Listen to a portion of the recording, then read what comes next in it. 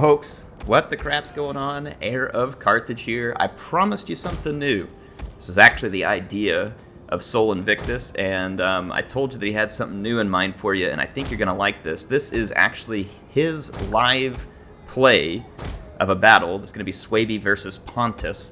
It's going to be an interesting battle, and we get to see kind of what it takes to control your army in real time in one of these competitive style matchups of Rome 2, right? You're also going to get to see him deploy his troops, and hopefully that gives you a little bit of mind of what's going on here. You'll notice that he's kind of getting his troops grouped up in a way that he is ready to use them. I actually really like the kind of checkerboard staggering there too. That's interesting to see, despite the fact that you don't even have magic in Rome 2, right? That's the kind of checkerboarding that I would usually see in Warhammer to avoid like a big wind spell or something. But someone might be saying, well, why would you do that in Rome 2? Well, it kind of splits your guys up, makes them a little bit, it puts them in a position to basically layer on attacks and be able to be used as reinforcements properly. Like, so for instance, you see some blood sworn up front in some of those lines, then a cavalry, then a spear. The spear is obviously there to kind of guard the rear. There's a spear up front as well, so there's layers, right? Where he can layer on attacks and protect units properly, rather than just like coming out in one gigantic spaghetti line that would ultimately, get charged and maybe have a hard time holding together. So there's definitely support. Now, some of the formation probably also is to take advantage of fast charge, which is an ability that the Suebi use, and it's focused in that circle that you see around the general, that blue circle that pops up at times. And anyway, his Suebi army is pretty interesting. There's some Bloodsworn. I do believe there's a couple of Sword Masters in the very back, which are the toughest infantry that the Suebi have. There's some lighter spear units, and then I think those kind of armored-looking spears towards the right of his unit cards there, I think those are Spear Wall, maybe? I could be wrong, but I think that's what those units are, because that's like one of the heavier spear units the Suebi has. But in any case, we have a couple of Germanic Scout Riders working the left-hand flank. You can see Pontus has multiple skirmish cavalry, and that's to be expected. Pontus can skirmish and cav charge very well. They've got lots of good heavy cavalry picks. They have Pontic Royal Cavalry. I'm trying to remember whether they have access to the heavy melee cav. I'm forgetting their name right now. I'll think of it here at the end. But Pontus does have access to a lot of very good cavalry. They're going to be painful. They also have access to side chariots, which can be dangerous in certain scenarios. We're not going to see them here. Where Pontus lacks is their infantry. They're going to rely on Pontic swords and other Eastern-type infantries that are not particularly strong. So Pontus really has to kind of make up for it from the skirmish and cavalry standpoint. That's the type of gameplay that we should expect from them. And like I said, they're kind of a mix of Greek and Eastern. Would be the best way to explain Pontus, probably. So yeah, these four bow horsemen are really going to be a pain in the butt. And you're going to see that it takes a lot of work from Sol here to kind of keep them busy. So you'll see him push them off a little to try and keep them away from his troops, and then he immediately has to fall back to avoid the volley of arrows that's going to be incoming. You can dodge missiles on this game, much like you can in Warhammer, though in some ways it's a little harder because the units don't react quite as quickly sometimes. See this heavy cavalry rolling up here?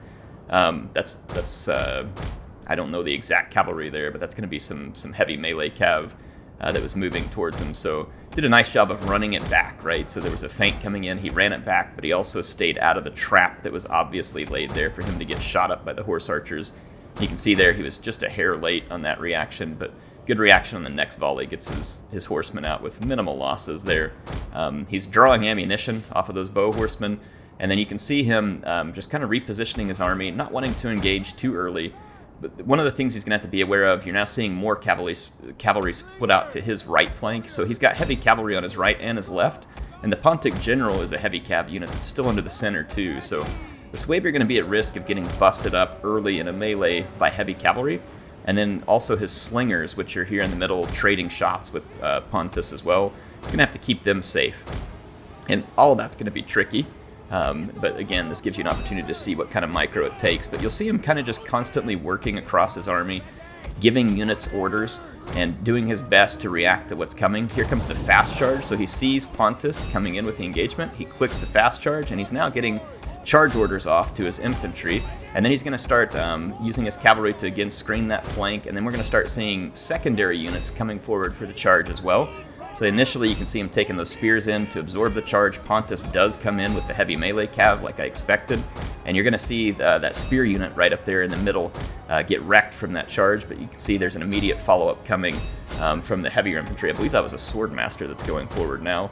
And then he's got some clubs coming up. Maybe I think the Swordmaster's engaged on the secondary, and now he's got some clubs coming up to support them as well. You can see he's using his own noble cavalry now to disrupt that cavalry attack on his right flank. And then the Pontic cavalry has attacked his left flank, and then the Pontic general, which I believe is probably a royal cavalry, we'll see at the end, which is a shot cavalry. He's rolling around the flank here. And the Germanic scout riders are going to be used to kind of intercept some of this cavalry.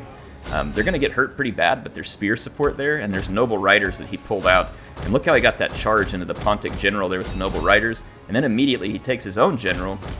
Moving into the back lines, he's going to skirt that Pontic spear and go for these skirmishers. So there's a lot going on. You can see Pontus broke through with its cavalry there. He's having to react to it with the spears, so now his slingers are under threat. But if you look at that infantry fight, the way he layered into it nicely by absorbing a charge of the spear unit, following up with the Swordmasters, and then the Bloodsworn, that's going to end up really giving him a good opportunity. You can see those Pontic swords are kind of dying under the weight of that Suebi infantry, especially when he had a good fast charge right there at the beginning where his units got in. And then look at the noble riders on the right-hand flank.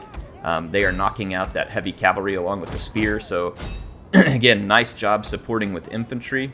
But you can see it's busy. It takes a lot of clicks to do this kind of fighting. And that's despite the fact that Rome 2 is honestly quite a bit slower paced than Warhammer in terms of the way that the units move and the engagement goes. It's considerably slower paced in many ways.